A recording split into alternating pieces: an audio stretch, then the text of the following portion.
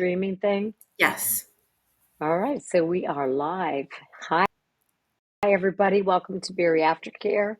I am Dr. Connie Stapleton. You may not recognize my voice so well today because it's been gone most of last week and it is returning this week. And I am so happy to be back with you.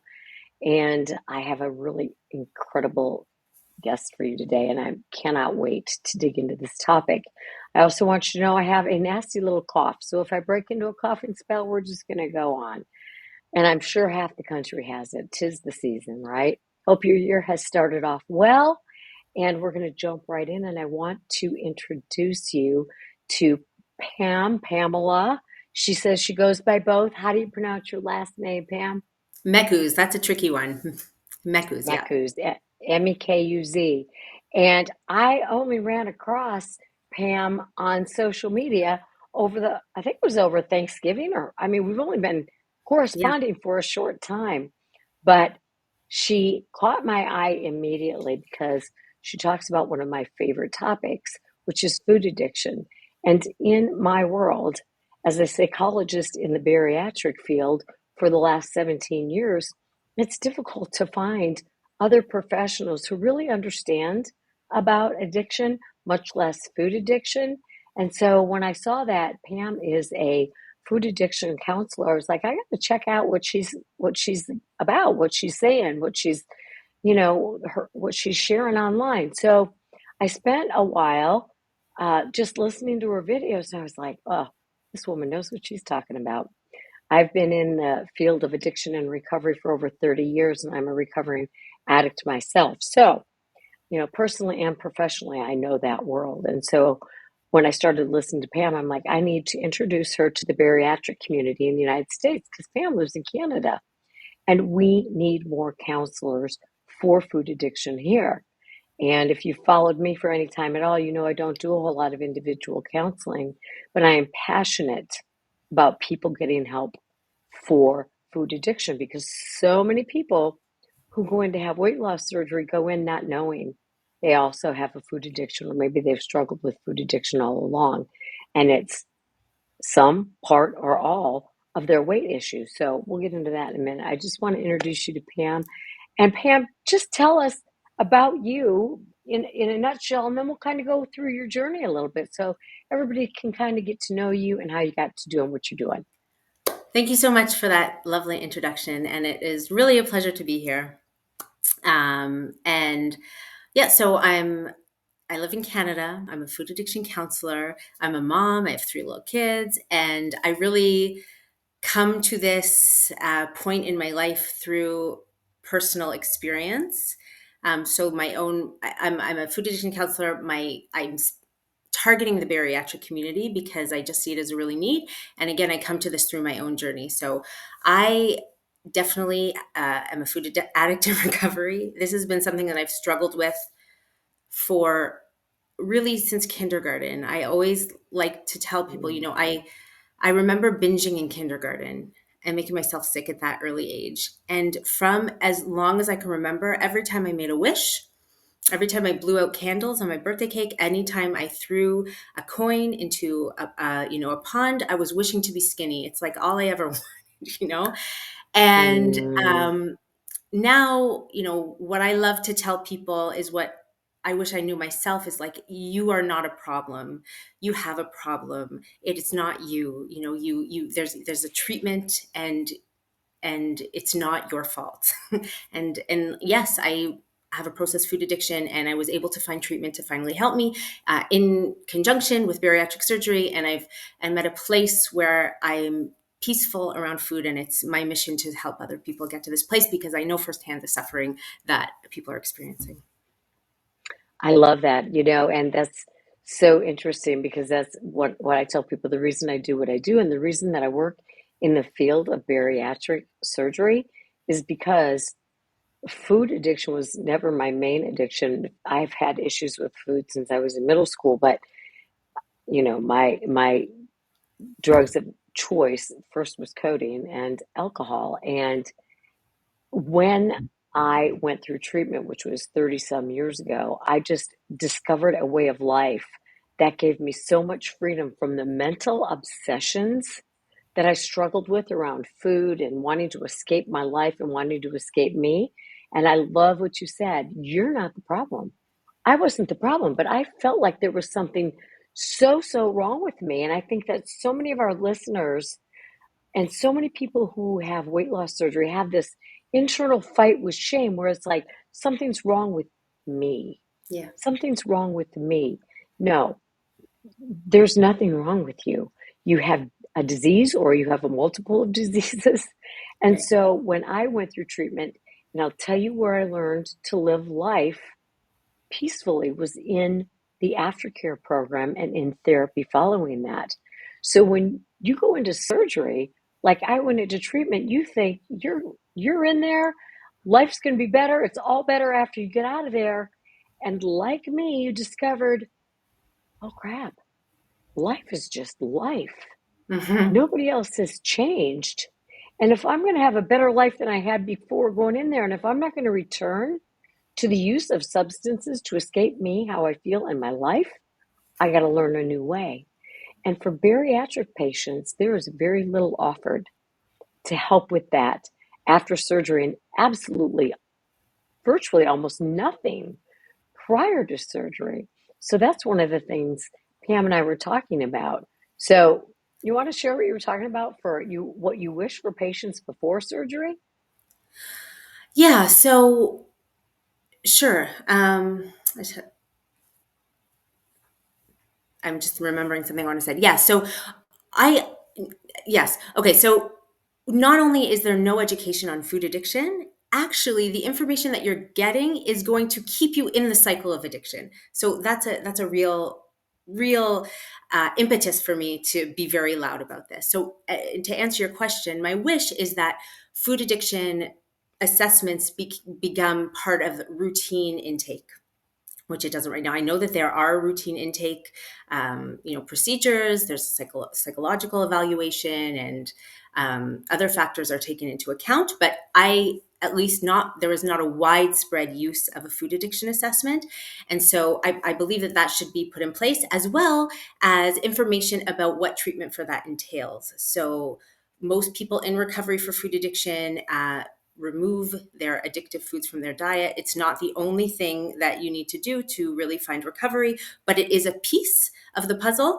And that's information that's sorely missing. So my hope is that it would become routine procedure, and people can understand going into surgery the kind of sort of structure that their lives need, and they can really use the surgery as like a really strong tool to get those structures in place.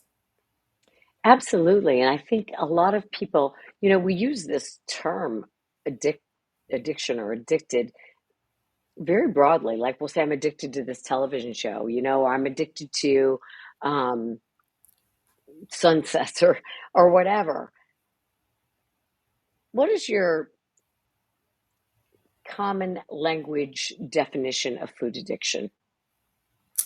So, I mean, my understanding, again, from personal experience, but I believe that the definition that's included in the diagnostic DSMV, whatever, is appropriate. So it would mean that you use more than you intend to, and that you want to stop and you cannot, and that it negatively impacts your life. So you really don't want to keep using, but you can't Yes, stop even though you are a fully functioning, capable, motivated person. You're using increasing amounts, and it's impacting your life in negative ways, and that tends to get worse and worse as you continue to use. exactly. And so when I work with patients and I talk about this during the pre-surgical evaluations, and they'll say, but I know I can quit because I've done it for 6 months before. I said, that's not quitting. Right. You know, people quit a lot of things for Lent, or it's like working with somebody who's an alcoholic. They say, I can quit anytime I want. It's like, well, let's give that a whirl and see Hmm. how that goes. Yeah. Because willpower is not going to get you there if you're dealing with an addiction. Addiction is a powerful animal. And what I tell people is if you're going into bariatric surgery and you have an addiction, a food addiction, you're going into surgery with the disease of obesity on one hand And the disease of food addiction, the disease of addiction, on the other hand, and your bariatric surgeon is treating only one of those diseases. So you're coming out of that surgery with an addiction you may or may not even have recognized for yourself that is still alive and well and is going to torture you and keep looking for the fix. What are your thoughts Absolutely. on that? Absolutely. So I like how you made that distinction, and I think there's also a distinction between weight loss and food addiction treatment. So they're also two Yes. different things. So people often come to me because they're concerned with weight loss, and weight loss is often a byproduct of food addiction recovery, but they're separate. I'm not. I don't. The goal of my treatment is not weight loss, even though like I get it. I like to be skinny too. Like I'm not negating that, but the goal is really food addiction recovery, and it's separate from the weight, and it's separate from from the disease of obesity for sure. Yeah. Because addiction is a disease in and of itself, and it is not treated, which is why I wrote the book called Weight Loss Surgery Does Not Treat Food Addiction. Right People to the like point. Pam Yeah. treat food addiction. Yeah. So, oh, here we go. Tell us about the addiction counselor role and the profession that you have, and how do you work with people? Yeah, so I think that I think people come to me usually looking for a food plan, and that's important, right? So that is a piece of the puzzle. I'm not going to negate that. That is a piece of puzzle. So, working out what an appropriate food plan is, and I always it includes bountiful amounts of food, and it should be enjoyable and nourishing, and you should not be overly hungry. That's one piece of the puzzle. And then the other piece of the puzzle is really understanding what is the underlying motivations that are driving you to eat, and sort of how do we create a life that can minimize uh, the need to continue going to the food. So uh, creating emotional, social, spiritual support to build up sort of your inner resources so that you don't need to keep going to the food, understanding why you keep getting pulled back. So if you have slips, I don't admonish people. I say, let's get curious about these things, what's happening there. And the last piece of the puzzle is that I provide, support, often daily accountability and support, especially in those first few weeks, because getting off ultra processed foods is difficult, it's challenging, and the accountability and support is really, really helpful to people. So that's sort of a third piece of the puzzle. Yeah, let's talk about that getting off and the withdrawal, which is, I Yeah, think, what you're referring to. That getting off, if it's sugar or if it's highly processed foods, if it's carbs, all of those things that are highly, highly palatable and can be very, very difficult. So, in your own experience and with people that you've worked with, what are some of the withdrawal kinds of symptoms that people, because when we're talking in this podcast, this video, I want to help people because a lot of people are like, well, how do I know if I have a food addiction? And I think your definition was spot on. And yes, it comes from the diagnostic criteria that professionals use to give a diagnosis. But it's, something's causing a problem in your life. Your doctor says, hey, you might want to lose some weight. And you can't get away from the donuts or the yeah, chips or the fries or the whatever. It's causing problems in your life and you want to stop, yeah, but somehow you just can't. And it doesn't make sense, right? It doesn't make sense to you. It doesn't make sense to other people. It's like, why can't you just stop? People who don't struggle with addiction cannot yeah. understand addiction. You just can't understand it. Oh So no, don't worry about explaining it to anybody else. Just understand that it's a very powerful disease. And when and if you choose to abstain from certain substances, and those are different for everybody, sometimes there are withdrawal symptoms. So, what have you seen or heard from people? I mean, there's definitely a physiological withdrawal. So irritability, headache, um, emotional things come up. Um, I always encourage people to, if they can, rest, be warm, drink tea, take it easy, like be easy, try to take it easy for a number of days.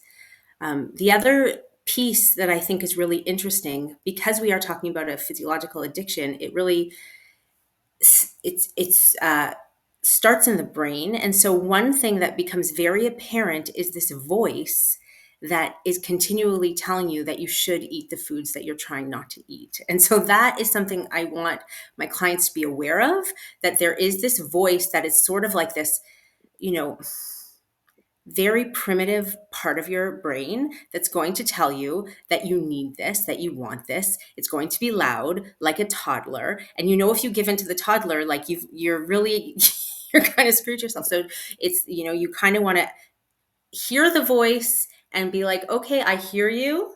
And no, thank you. You can just quiet down now. So that's something that comes up a lot when people are first getting off, and it quiets down after a number of weeks, and you sort of have this ability to sort of recognize it and not feel like it needs to be listened to. I love that you compared it to a toddler because I compare being in recovery from whatever. Obesity is a disease as well, right? So we are in recovery from diseases. Chronic diseases don't go away, they remit. Yeah. So, like obesity, addiction is a chronic disease and it's going to be with you, Yeah. right? There's a huge brain component, Right. which Pam just said. But I often say, we set boundaries for children, for toddlers, and every age of their development to keep them safe, right? So if you've got a toddler and a long flight of stairs, hopefully you've got a gate to keep them safe, right? Or you've got a tween and they want to stay up late and watch the end of their show, and yet they've got school tomorrow, maybe a test. And so a healthy parent is going to keep them safe by saying, I know you want to stay up. I understand you love that show. So we're not just because I told you so and shut up and I'm the parent. I understand you want to watch that show. I understand you want to see the end of it. Today the answer is no because you've got that test tomorrow, but you can watch the end of it tomorrow night, all right? Right? So you have to set the limits. Yeah. What happens when it comes to ourselves and we're having that toddler tantrum that says, I want the cookie, I want the cookie? Acknowledging the voice and saying, I know you want the cookie. Of course you want the cookie. But I'm here to keep you safe. And today the cookie's not an option. Right? Yeah. So you acknowledge it instead of trying to disown it. And just creating that little bit of space between the urge and the action, where you can actually just take a breath Yes. and you know kind of have a breath and make some different choices and have some acknowledgement of what's actually Yes. happening. Yeah. Yes, because too often we react so immediately, we don't take that pause. And that's where we can make it a different decision. So, yeah, I think that's really important. So, a lot of times people will say to me, well, I don't want to be an addict. Okay. Everybody, all my family were addicts. I don't want to be an addict. To which I say, I don't know how you deal with that, but here's what I say. I say, I don't care what you call it. If it's a problem and it's causing problems in your life, are you going to choose to do something about it? I I love that. It's true. It's like at the end of the day, you just want to be healthier in body and mind. I can relate to that. When I first heard of food addiction, I was like, no, I just want to be normal. I don't want this problem. I was like, no, hard no. And, eventually you come to a place where you're like, okay, but I gotta try. I don't want to live like this either. So maybe I have to acknowledge the reality. And I think a lot of people who have food addiction do come from addictive families, but they are coming from a place of, well, I'm not an alcoholic. They've positioned themselves sort of contrary to the addiction struggles that they see in their families, and sort of the acknowledgement that they also have an addiction can be tough. But Absolutely. like you said, at the end of the day, do you want to get better? Yeah. Yes. I've done so much education about, addiction. And I went to it was a spread out training certification program for sex addiction. And, you know, what I try to explain to people is that addiction is like an umbrella. The disease of addiction is like an umbrella, and the spokes of the umbrella are like different addictions. You can choose alcohol, you can choose food, you can choose sex, you can choose gambling, you can choose spending, the choices are limitless, right? The purpose of addiction is the same. It's to avoid, it's to escape what you don't want to deal with in part. There's also a huge it's a brain disease, but it's also a spiritual disease, a social disease, it's just all those pieces. But that's why after surgery, Yeah, there's a lot of transfer addiction, which you've exactly. probably heard about, right? Everybody's probably heard of that. And for those who have gastric bypass anyway, one drink is the equivalent of three because of the rapid absorption. And Yeah. so there's tremendous problems with alcohol after surgery. So if you don't deal with your addiction, you're likely to reach out for another one if you haven't acknowledged it yourself. Because, like I said, you come out of that surgery, that addiction is alive and well in your brain, and it is seeking the comfort it once got from food. What are I your mean, thoughts on that, Pam? 100%, and you just see it. Like you don't have to spend very much time on any sort of forum of people who have gone through surgery to see now people struggling with shopping, now people struggling with alcohol. Um, that's not the goal of the surgery, right? So this is why I'm almost like, okay, the medical community really has to step in and think about what they're doing, right? Because they're sort of trying to help, and it's it does help many people, but the education around it is lacking. It really is, and it's doing a disservice to these individuals. A huge disservice. I did a panel talk with a group of different people in the bariatric profession, and one of them was a surgeon. And I had heard him speak on a podcast, and actually, it was a two-part podcast, hour-long sessions each. And I was listening to him, and I was like, dang, that guy's got some great information because he was really, for a surgeon, thinking outside the box, thinking about the whole person. I was really intrigued until he said there is no such thing as Yeah. addiction. There is no such thing as food addiction. And I was like, so here I am sitting next to him on this panel. So he and I are the only two there for a little while. And I said, I listened to that podcast and I was so, so impressed. I said, but I couldn't believe it when I heard you say there's no such thing as food addiction. There's no such thing as addiction. And he went on to explain to me why he believed that. So he gets up in front of the whole room and talks about our little banter discussion, during which he had made an attempt to really humiliate me, and it pissed me off so Mhm. much. So he did his talk, which was not about food addiction, but he had mentioned it. So I get up to do my talk, and I said, I just wanted to mention in our discussion that we were having about the food addiction that his comment to me was, you're only as educated as your training. And Oh. I said, I have had extensive training, and I, for one, am a firm believer in food addiction and other addictions. I said, how many of you in this room, it was a patient conference, have referred to yourself as a food addict? And over 90% of the hands in that room went up. So patients believe in food addiction.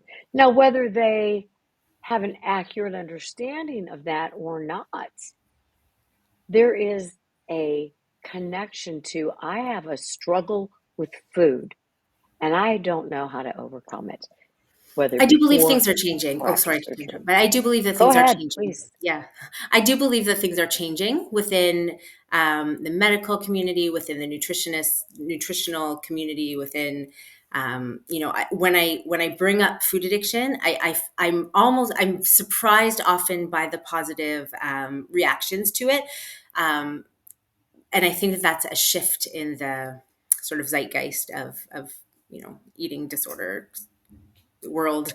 I do think that things are shifting. I hope that that is true. I will say, in my experience, it's a very slow shift. I spoke at a conference in New Zealand, or I mean, Australia, just this October. And I was informed that there's very little tolerance for food addiction. And my talk was on food addiction. And so I had a lot of people pushing back. And I said, because I gave a lot of the, you know, um, diagnostic criteria and blah, blah, blah. And one of the surgeons stood up in the middle of my talk and said, well, aren't we just talking about the definition of obesity? Yeah, And so again, I said, you know what? Really? Call it what you want. right. This is a problem for our patients. And if you're uncomfortable calling it this, call it a problem that needs to be addressed. But you've got to get people in here who understand that aspect for your patients if you're going to be able to help them. I mean, if you have a patient, you come in and say, that's not a real thing. It's interesting. I make a point in my videos and in my reels and all my marketing to really use the words food addiction because I think it's important, but it's something that I do think about. Like, is it, because the point is helping people. The point is not, that's at the end of the day. And so I wonder, am I deterring people with the use of this language? Should I change the use of language? But I think no, this is important. Like I sort of made the decision to call it as it is. And but it, it's, Hey, I support that fully, yeah. and I think part of the reason that I went back to school to get a PhD was because I wanted to help educate professionals about the disease of addiction. And that's what I did my dissertation about. And the research shows that medical doctors in particular Take your time. don't sorry, Yeah, don't take your time. feel comfortable working with addiction because they don't understand it and they're not educated about it. So that's where we come in. Absolutely. So, Yeah, talk more about your business while I eat this cough drop, please, and how people can get in touch with you. absolutely. So my company name is lifeissweetcounseling.com. So that is my company name is Life is Sweet Counseling. I'm gonna just keep talking and you take care of yourself. So my website is www.lifeissweetcounseling.com. So there you can check out my story. You can have links to my Instagram reels. You can see my offerings as well. So my offerings right now are I offer mostly assessments, so comprehensive assessments and analysis of your personal sort of struggles, and as well as development of a food plan. Then I offer one-on-one counseling. Again, like we talked about, looking at the emotional roots of while you're eating, and also just help navigating life as in recovery, like just sort of the nitty gritty of I'm going to this party. How can I manage this? I want to go on vacation. How can I manage this? So that kind of just one-on-one counseling. I also offer daily accountability. So it's kind of like really your own personal cheerleader and coach where we communicate on a daily basis. It's a very powerful tool. And then ultimately, what I'm working towards is I have a 10-week course that people can sign up for. And I'm working towards having retreats, but I'm just not there yet with my audience. So if you're watching this, you can follow me, and hopefully I can grow my audience and grow the message. And I can see that Connie is taking care of her wellness right now. Take your time, Connie.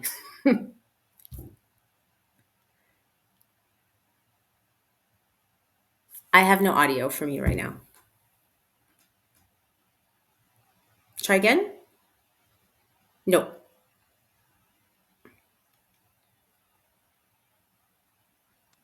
Okay. Yeah, there we go. Okay. Sorry about that. No. When I say coughing fits, Yeah. I hope you heal quickly. It's not pleasant. really sorry about that, guys. So, I hope you gave all your contact information. I did. So Pamela Mekuz, my name, and my website is Life is Sweet Counseling. I'm on Facebook, Instagram, and again, you can check out my website. I just wanted to say, Connie, we talked a lot about food addiction, and we talked about sort of the process of recovery. And I just wanted to sort of circle back to something that you brought up at the beginning, which is that, you know, through recovery, through this horrible problem that I know, like I understand the pain of struggling with compulsive overeating and hating your body and the isolation and all that. And I understand the difficulty in sort of accepting that you have this problem and accepting that you have to make big changes. I really understand that deep to my core. And I just want to end on this note, which I'm sure you can relate to, that at the end of the day, I am so grateful that these problems allowed me to really elevate my life to a higher level than it might have otherwise gotten to. It's like, I don't wish at this point for really things to be any different because I've gotten to such an elevated place in my life where I have, more peace internally. My relationships are better. I have a new career. Like, you know, it's not like, oh, I have this problem and now can't ever eat these foods again. No, it's like Yes. you have treatment and then and you get to live this big beautiful life. So I really wanted to just sort of end I on that love I love encouraging that you note. said that because I feel the same way. When they first said to me, Connie, your issue, you're struggling in this program because you haven't even acknowledged that you're an addict. And so I had a one-on-one with the counselor, and as soon as it hit me, it was honestly the greatest relief because I was able to say, you know what? Finally, all this behavior makes sense to me. I'm not crazy. Yeah. I didn't want to be an addict because so many people in my family were addicts. And in comparison to their drug use and drinking, I was nothing. So I was like, how can I be that? But when it hit me, I thought, now I can do something about it. And when I started doing something about it, and in the 30 years that I've been doing something about it, I have become so grateful. Yeah. And I could never understand why people in 12-step meetings would say, I'm a grateful recovering addict. And I'm like, now I get it. My life would not be anything. I know it would not be anything like it is 30 some years after I got into treatment. It just wouldn't be because I have learned how to live life on life's terms without escaping, without thinking something's terribly wrong with me. I've learned to appreciate my strengths, my weaknesses, accept them all as who I am, and spend my life trying to help other people be willing to seek that kind of life. And it's a beautiful way to live. And I am with you 100% on that, Pam. I am grateful. It is not like, oh my God. It's like, thank you. Yeah. So I'm so glad you brought that up. And I am so sorry, everybody, about this. But it's all right. It's life, right? Life on life's terms. When coughing attacks hit, you go. Okay, so I really hope that if you guys are struggling and even think you might have a food addiction, of course I want you to read my book, but I also want you to find Pam because I don't have time in my schedule at this point in my life to do one-on-one counseling, and it's so necessary.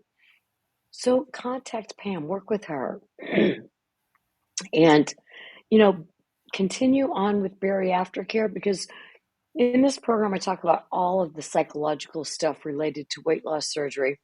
And if you're dealing with an addiction, it's really hard to do some of the other work when that is still, alive and driving your bus. So I encourage you to really look into if you think you have a food addiction, if that's part of what your struggles have been about for as long as you can remember. Anyway, Pam, I do a whole section, a couple of weeks or maybe a month about emotional eating, food addiction, and if there's a difference and how you treat it. I would love for you to come back and join us when we do that. Well, I know I said this to you personally, but I really appreciate your support. It's been very motivating to me, and it's really meant a lot to me. So thank you, and I would love to stay in touch. And like, whenever there's a collaborative opportunity, keep me in mind. It would be fantastic. Well, some of you guys who are listening have been to my retreats. And I told Pam, I said, we need to do a retreat just on food addiction. It'll be fantastic whenever that Okay. happens. So pay attention. Um, Again, very aftercare, you don't need to have had surgery. This is about how to live life Yeah. well. So invite your friends, invite your family to join us, and be sure to look Pam up. Her information will also be in the podcast notes. Pam, so grateful that I found you on social media, and I appreciate so wholeheartedly the work that you do. And I just can't say enough about how important it is and how many people I know you'll help along the journey. And I hope we can do lots of stuff together. Thank you so much. Feel better. All right, gosh, thanks. I appreciate it. Bye bye.